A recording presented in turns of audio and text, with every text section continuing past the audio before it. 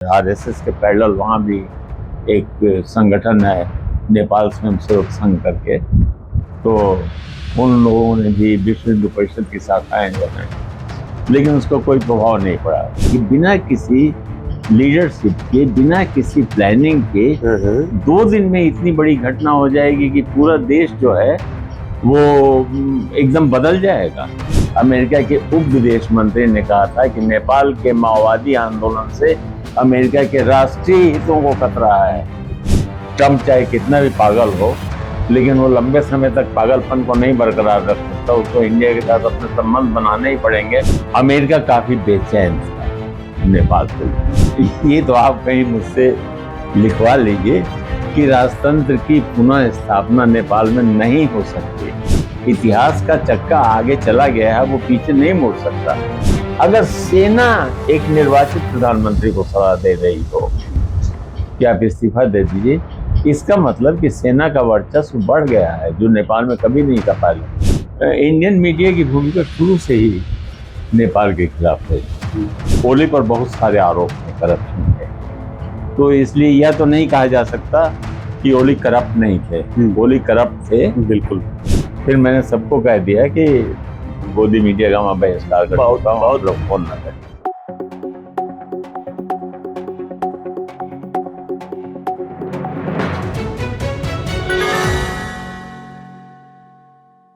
साथियों नमस्कार। नेपाल में हिंसा का क्या आज दूसरा दिन है। लगातार वहां पर कर्फ्यू के बीच पुलिस पर हमले, राष्ट्रपति भवन पर हमले, संसद पर हमले और प्रधानमंत्री ओली जो कि अब इस्तीफा दे चुके हैं, उनके आवास पर भी हमले हुए हैं। बहुत ही आक्रामक है जो प्रदर्शनकारी हैं, हजारों की संख्या में काठमांडू की सड़क पर उतर आए हैं। नेपाल के तमाम शहरों में कर्फ्यू की स्थिति है।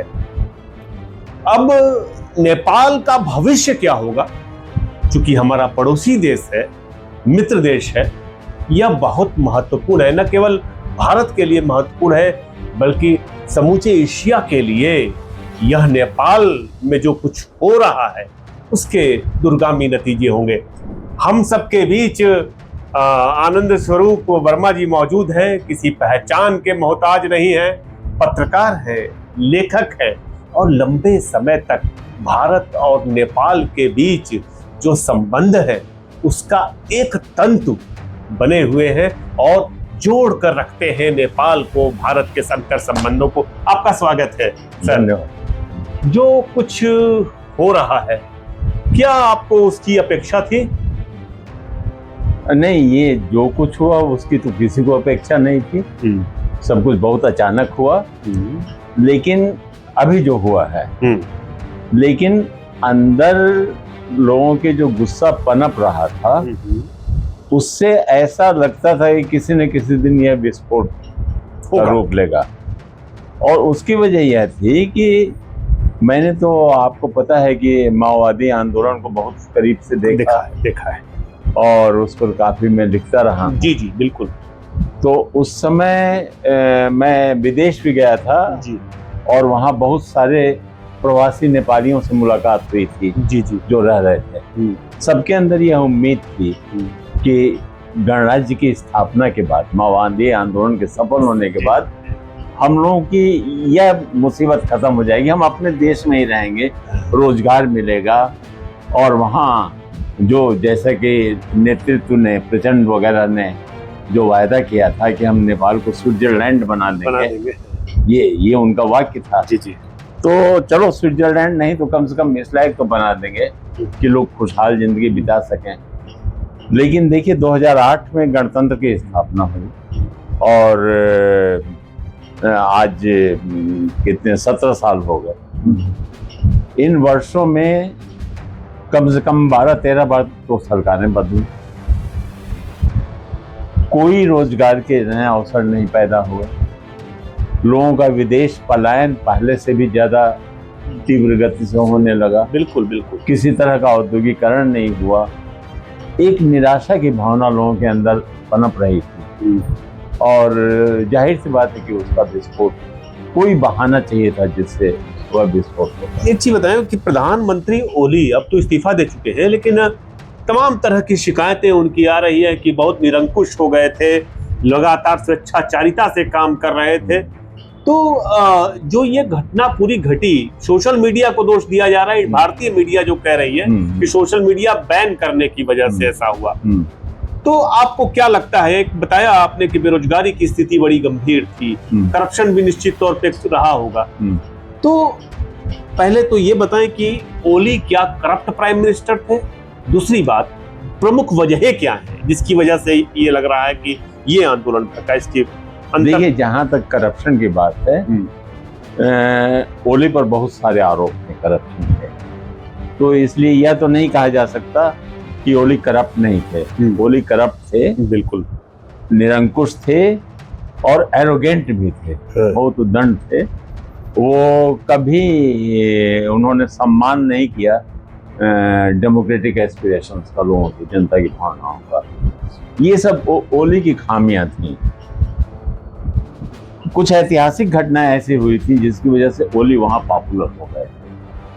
जैसे जिस समय संविधान बना, संविधान के बनाए जाने से भारत सरकार खुश नहीं थी, क्योंकि यहाँ से ये जो महाराष्ट्र में गवर्नर थे कोश्यारी, हाँ, कोश्यारी और सुषमा स्वराज, ये दोनों खुद गए थे संविधान बनने से पहले और प्रचंड से बातचीत इन्होंने किया था कि भाई संविधान आप बना रहे हैं, बहुत अच्छी बात है, लेकिन नेपाल का हिंदू राष्ट्र का दर्जा ना खत्म करिए। कोश्यारी ने कहा कि इससे ये होता है, अगर हिंदू राष्ट्र आता है तो हमारे यहाँ के पर्यटक जो हैं उनको बहुत राहत मिलती है कि हम एक हिंदू राष्ट्र में आ रहे हैं। तो उसके बाद कोश्यारी ने अपने इंटरव्यू में ये बात कही थी और कोश्यारी ने कहा कि हमने उनको बहुत समझाया, लेकिन वो हमारी बात नहीं माने और नेपाल हिंदू राष्ट्र नहीं रहा। तो ये सारी नाराजगी तो इन लोगों के अंदर थी। तो जब संविधान बना तो तमाम देशों ने स्वागत किया और भारत सरकार ने स्वागत में केवल यही लिखा कि India took the note of new constitution, यही उनका स्वागत था। और दूसरे दिन इन्होंने नाकाबंदी कर दी नेपाल के खिलाफ और कहा कि ये नाकाबंदी हमने नहीं की है, ये मधेश के जो आंदोलनकारी हैं वो उनकी डिमांड पूरी नहीं हुई थी, इसलिए उन्होंने नाकाबंदी की। जबकि आप क्रोनोलॉजी देखेंगे ना, तो जिस दिन नाकाबंदी हुई है उसके दूसरे दिन मधेश के आंदोलनकारियों की बैठक हुई। ठीक है, तो ये सब फ्रॉड चलता रहा भारत सरकार की तरफ से। उन्होंने नाकाबंदी कर दी और नाकाबंदी की वजह से त्राहिमाम होने लगा वहां नेपाल में। और तब ओली प्रधानमंत्री बने थे नए संविधान के बाद।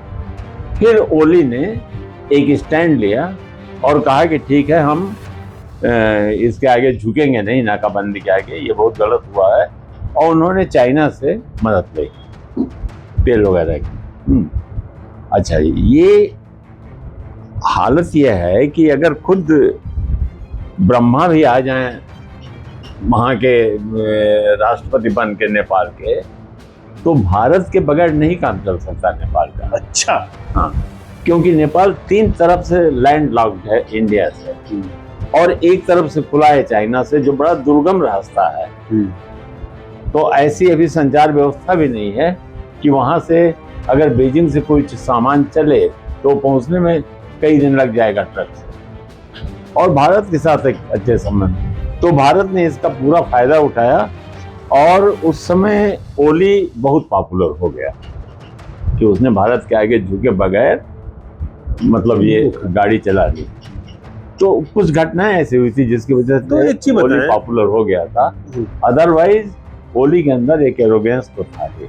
एरोगेंस था ना। हाँ, अच्छा, एक चीज बताएं कि निश्चित तौर पे भारत सरकार की जो तमाम जो नेपाली मीडिया है वो ये कह रही है, जो स्वतंत्र नेपाली मीडिया है वो भारत सरकार को इस आंदोलन के लिए दोषी बता रही है। आपको क्या लगता है कि भारत की क्या भूमिका है इस पूरे विरोध प्रदर्शन में? देखिए, अभी एक तो बड़ा ऐतिहासिक जो कुछ हुआ है, बहुत ऐतिहासिक। जी, जैसे 2 दिन के अंदर बल्कि आज 3 दिन के 3 दिन के अंदर अंदर। ये सारा कुछ हो गया। ठीक है। ऐतिहासिक इसलिए भी है कि अतीत में इतने आंदोलन हुए हैं नेपाल तो आंदोलनों का देश रहा है, और नेपाल में इतने आंदोलन हुए हैं, किसी भी आंदोलन में इतने कम घंटे के अंदर इतने लोग नहीं मारे गए। बिल्कुल बिल्कुल। ये पहली बार है कि एक दिन में क्या 5-6 घंटे में, 5-6 घंटे में मधेशियों के आंदोलन में भी नहीं हुआ था ऐसा। 5-6 घंटे में इतने लोग मार दिए गए, 20 लोग करीब मार दिए गए, जिसमें 18 तो काठमांडू में ही और 2 इटहरी या कहीं और जगह मारे गए, तो कुल 20-21 लोग मारे गए। तो ये तो एक बहुत बड़ा कलंक वहाँ की सरकार पर ही लगा था। अब जहाँ तक कहते हैं कि दोष क्या है, देखिए टेक्निकली अगर देखेंगे ना, तो ओली का यह कहना कि जितने भी ये सोशल मीडिया के प्लेटफॉर्म हैं वो रजिस्ट्रेशन कराएं, फलां तारीख से रजिस्ट्रेशन करा लें, अगर नहीं कराएंगे तो उनको रोक दिया। ये कहीं से अनुचित नहीं है, बिल्कुल नहीं। कोई भी देश अपने यहाँ के, भारत में भी हो रहा है, भारत में भी, इंडिया ने भी किया, अपने यहाँ के कानून को लागू करने की बात कहेगा ही, इंडिया भी कर रहा है, इंडिया ने किया ही है अपने। लेकिन चलिए वो नहीं हुआ तो उन्होंने तुरंत प्रतिबंध लगा दिया। इसको वो थोड़ा कुशलता से कर सकते थे। यहाँ उन्होंने अपने हड़बड़ी का और मूर्खता का परिचय दिया पाबंदी लगाने से पहले उनको ये सोचना चाहिए था कि हमारे देश की हालत क्या है, लोगों के असंतोष क्या है। यानी वो जनता के अंदर पनप रहे असंतोष को भांप नहीं सके। यह एक बहाना मिला जनता के लिए। जैसे मैं आपको एक उदाहरण देता हूँ, 1979-80 में जुल्फिकार अली भुट्टो को फांसी दी गई। ठीक है ना। ठीक है। अब पाकिस्तान और नेपाल का कोई संबंध ऐसा है ही नहीं, न वो हिंदू राष्ट्र है न ये है। लेकिन भुट्टो की फांसी से क्षुब्ध होकर के नेपाल के अंदर इतना बड़ा छात्र आंदोलन हुआ, इतना विशाल छात्र आंदोलन हुआ जो स्वतः स्फूर्त था, स्पॉन्टेनियस था, और पूरा नेपाल अशांत हो गया। और पहला दिन तो भुट्टो की फांसी से शुरू हुआ, दूसरे दिन से चार्टर ऑफ डिमांड बनने शुरू हो गए।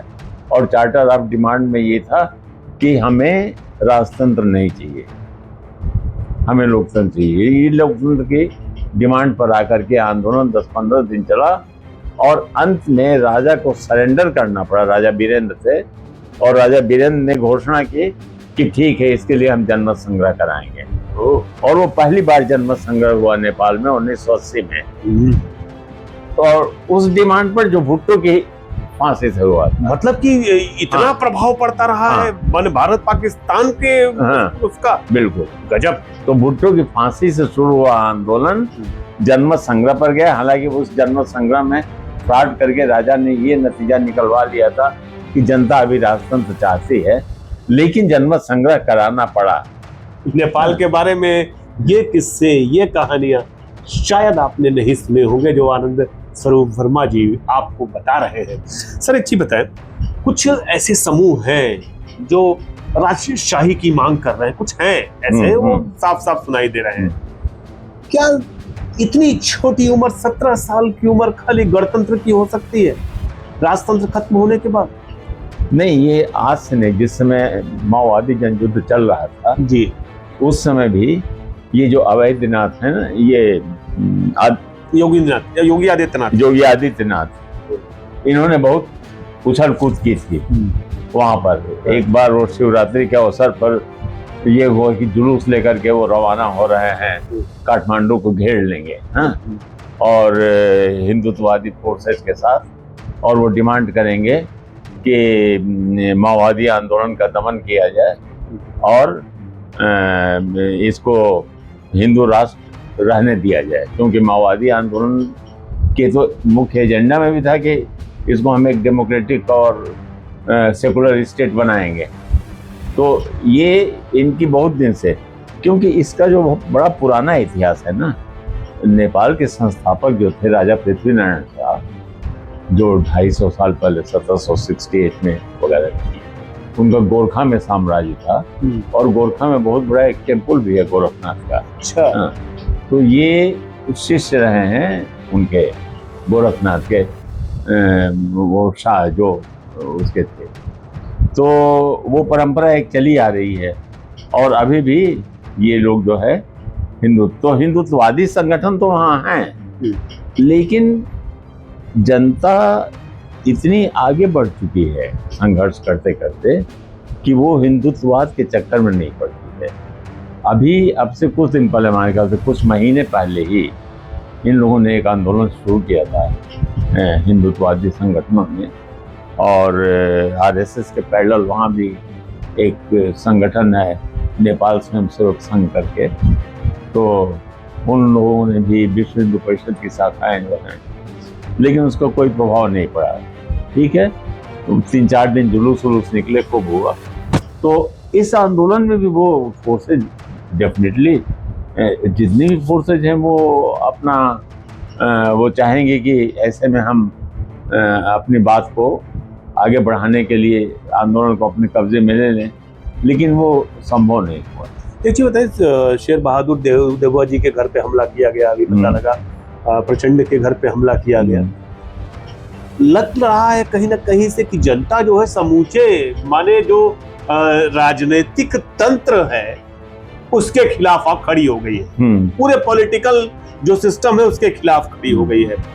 ऐसे में आप पुनः राजतंत्र की स्थापना की क्या संभावनाएं देखते हैं? नहीं, ये तो आप कहीं मुझसे लिखवा लीजिए कि राजतंत्र की पुनः स्थापना नेपाल में नहीं हो सकती। सुनिए दर्शकों, हाँ, किसी भी हालत में नहीं हो सकती। इतिहास का चक्का आगे चला गया है, वो पीछे नहीं मुड़ सकता। वहाँ की जनता संघर्ष करते करते इतनी मैच्योर हो गई है कि वो, और अभी भी जो 2 दिन में ये जो आंदोलन हुआ, मैं पर्सनली कल तक इसको स्वतः स्फूर्त समझ रहा था कि यह स्वतः स्फूर्त आंदोलन है। मैंने बहुत सारे लोगों से वहां बातचीत की कि भाई कौन लीडरशिप में है, किसी को नहीं पता कौन लीडरशिप में है। लेकिन आप कल्पना करिए कि बिना किसी लीडरशिप के, बिना किसी प्लानिंग के 2 दिन में इतनी बड़ी घटना हो जाएगी कि पूरा देश जो है वो एकदम बदल जाएगा। केपी ओली को इस्तीफा दे देना पड़ा, उनके मंत्रियों को दौड़ा करके पीटा गया है सड़क, भाग गए, हेलीकॉप्टर से भाग गए। ऐसे वित्त मंत्री को दौड़ा करके सड़क पर पीट रहे थे लोग। जेल से, नक्खू जेल से रवि लामिछाने को छुड़वा लिया, जो कोऑपरेटिव घोटाला कांड में बंद था। तो अब इसके पीछे कौन प्लानिंग किया है, क्या है, ये अभी समय बताएगा।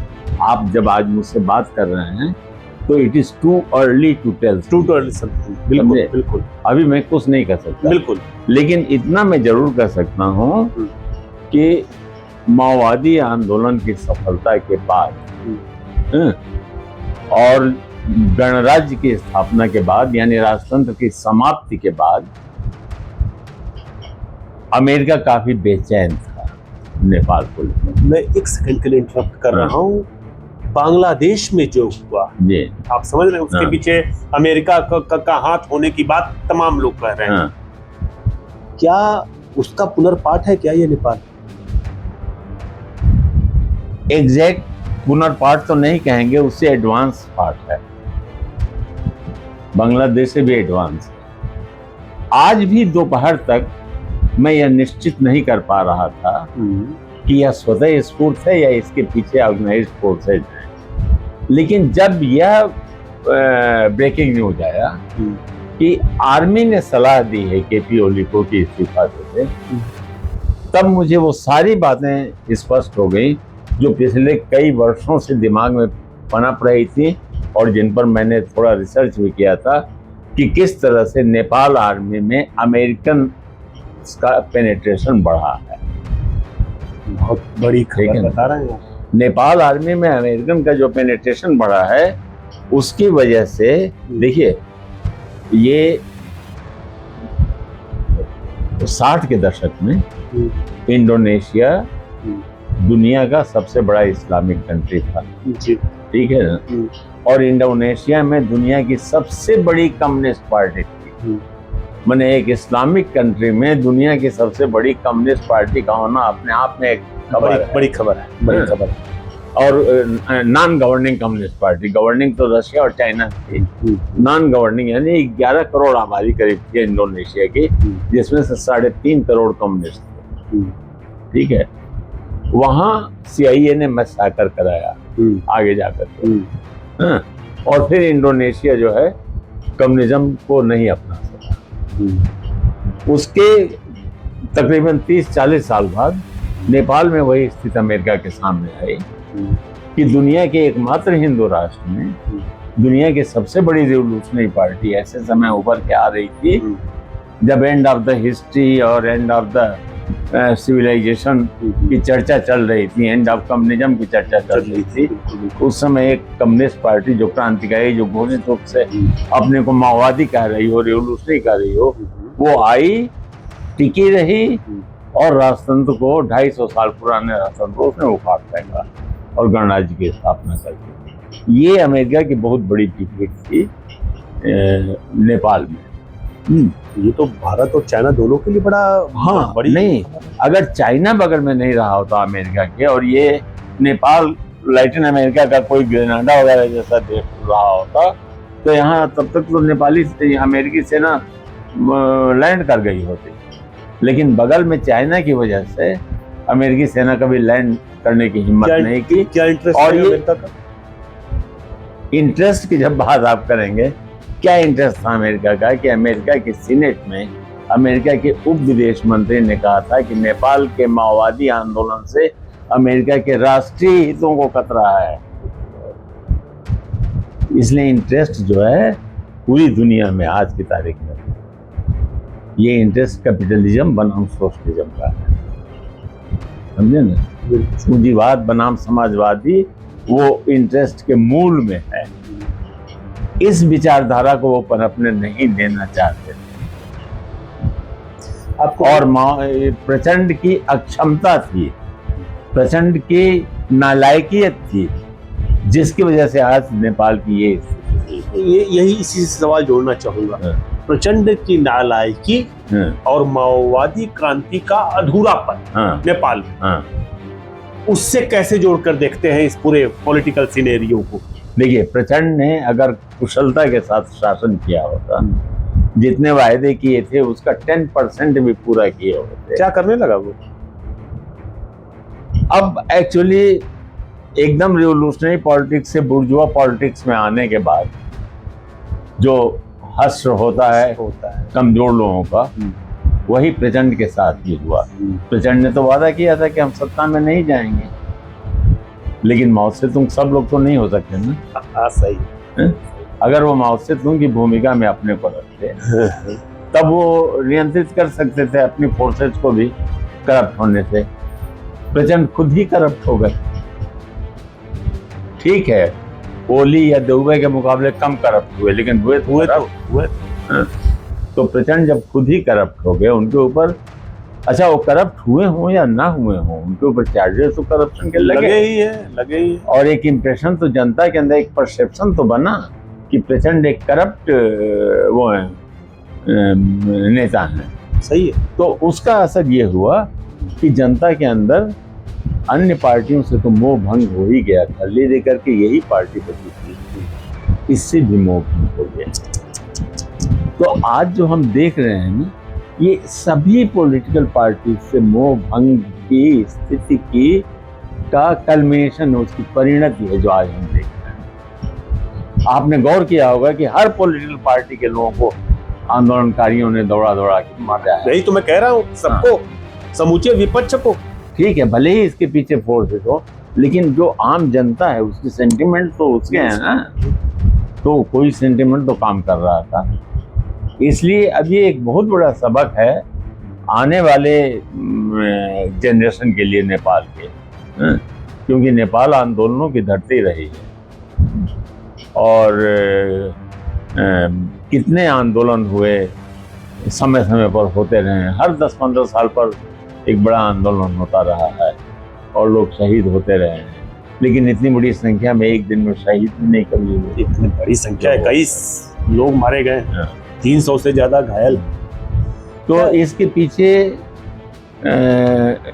बहुत सारे एलिमेंट हैं जो काम कर रहे हैं, जिसमें एक एलिमेंट चाइना और अमेरिका की राइवलरी भी है। वहाँ अपने वर्चस्व को स्थापित करने का, चीन का वर्चस्व ऑलमोस्ट स्थापित ही है वहाँ, जो डेवलपमेंट प्रोजेक्ट के माध्यम से अमेरिका जाना चाहता है। और अमेरिका को कुछ भी नेपाल में करने के लिए भारत के मदद की बहुत ज़रूरत है। बिल्कुल बिल्कुल, ठीक है। इसीलिए मैं तो समझता था कि ये ट्रम्प चाहे कितना भी पागल हो, लेकिन वो लंबे समय तक पागलपन को नहीं बरकरार रख सकता। उसको इंडिया के साथ अपने संबंध बनाने ही पड़ेंगे अगर साउथ एशिया में उसे अपने पैर जमाने हैं। तो बिना इंडिया के वो साउथ एशिया में नहीं रह सकता, कुछ भी नहीं कर सकता। हाँ, और चाइना को काउंटर करने के लिए इंडिया की जरूरत उसको पड़ेगी। बिल्कुल। तो अब इस आंदोलन में इंडिया की क्या भूमिका है, ये कुछ ही दिनों में पता चलेगा। इतनी जल्दी तो अभी पता चलेगा नहीं, लेकिन ये है कि ऐसा आंदोलन इससे पहले वैसे नेपाल में जो भी आंदोलन होता है वो पिछले से गुणात्मक रूप से थोड़ा आगे ही रहता है।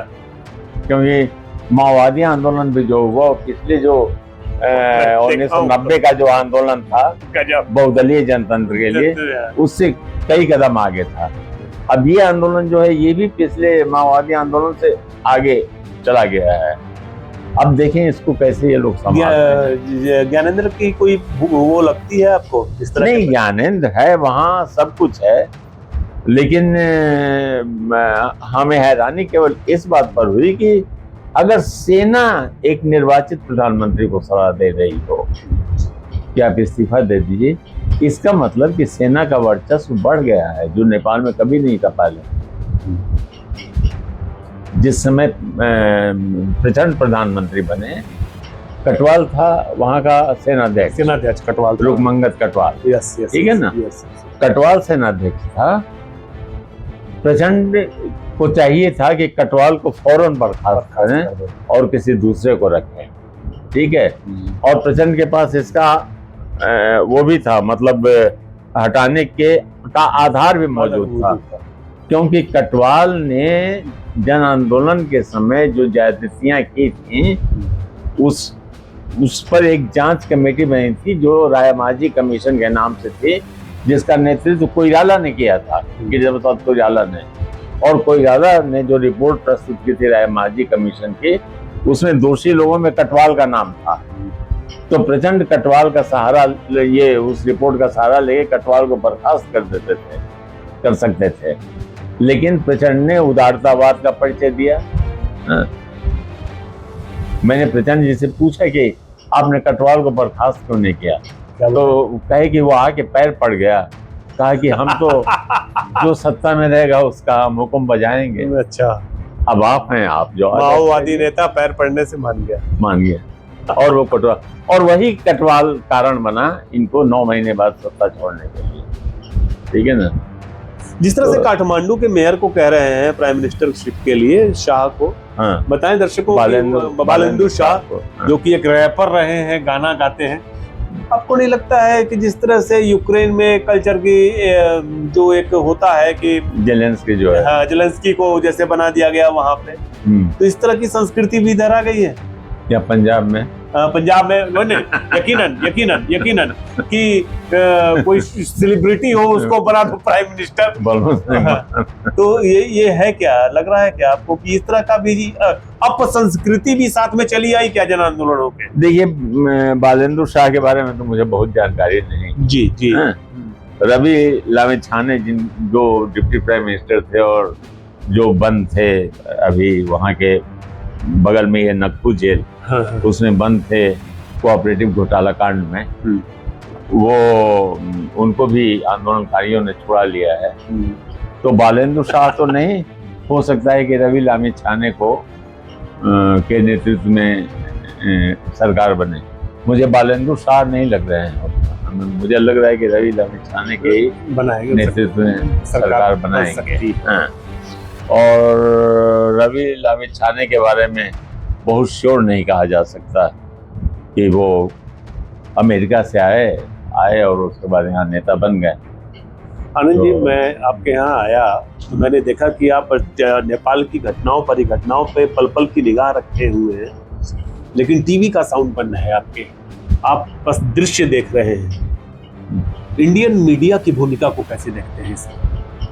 नहीं, देखिए, इंडियन मीडिया में तो हैरान था कि नेपाल पर तो इतना कभी कवरेज हुआ ही नहीं जितना इस बार हो रहा है। इंडियन मीडिया की भूमिका शुरू से ही नेपाल के खिलाफ है, वो चाहे प्रिंट मीडिया हो या इलेक्ट्रॉनिक मीडिया। मैं आपको इंडियन एक्सप्रेस की एक खबर का जिक्र करूंगा, उसी क्लिपिंग हमारे पास है, कभी दिखाते जी। उसमें जब पहली बार सरकार बनी थी नेपाल में, कम्युनिस्ट सरकार मनमोहन अधिकारी के नेतृत्व में, तो मनमोहन अधिकारी की पार्टी का नाम था CPI UML, unified Marxist Leninist. तो इंडियन एक्सप्रेस ने अपनी खबर में लिखा था, he is the leader of CPI bracket में अनजस्टिफाइड मार्क्सिस्ट लेनिनिस्ट। ये प्रूफ की गलती तो नहीं है ना ना ना समझे, ये तो बहुत मामूली सा हम उदाहरण दे रहे हैं, और बीसियों घटनाएं ऐसी हैं जिसमें इन्होंने नेपाल के आंदोलनकारियों का मजाक उड़ाया है, नेपाल के आंदोलन का मजाक उड़ाया है, और हमेशा ऐसी खबरें प्लांट की है कि राजा श्रेष्ठ है, राजा अगर है तो नेपाल की एकता बनी हुई है, राजा अगर है तो नेपाल की स्थिरता बनी हुई है, राजा अगर है तो नेपाल की समृद्धि बनी हुई है। तो यहाँ का मीडिया हमेशा प्रो मोनार्की रहा है, क्योंकि यहाँ की सरकार भी प्रो मोनार्की रही है। ये ट्विन पिलर ऑफ डेमोक्रेसी कहा जाता है। बिल्कुल बिल्कुल। ट्विन पिलर में एक राजा और दूसरा कॉन्स्टिट्यूशन जो है, तो ट्विन पिलर, तो वही मीडिया भी मानता रहा है। और ये तो मैं उस समय की बात कर रहा हूँ जब कांग्रेस की सरकार थी। सही है। भारत में इतनी घटनाएं घटती हैं, हाँ, ये नहीं दिखाते हैं। नेपाल को ऐसे दिखा रहे हैं जैसे कि बहुत बड़ा वो हो। बिल्कुल।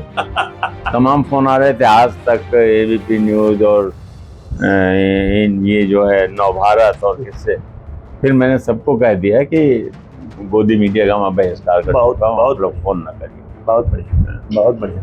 तो यही स्थिति है मीडिया। तो दर्शकों, आपने नेपाल, उस नेपाल को देखा, आंदोलन की धरती नेपाल को देखा, और जाना कि सच्चाई क्या है जो कुछ आज नेपाल में हो रहा है। आनंद सर की भी निगाह है, हमारी भी निगाह पल प्रतिपल नेपाल की ओर है।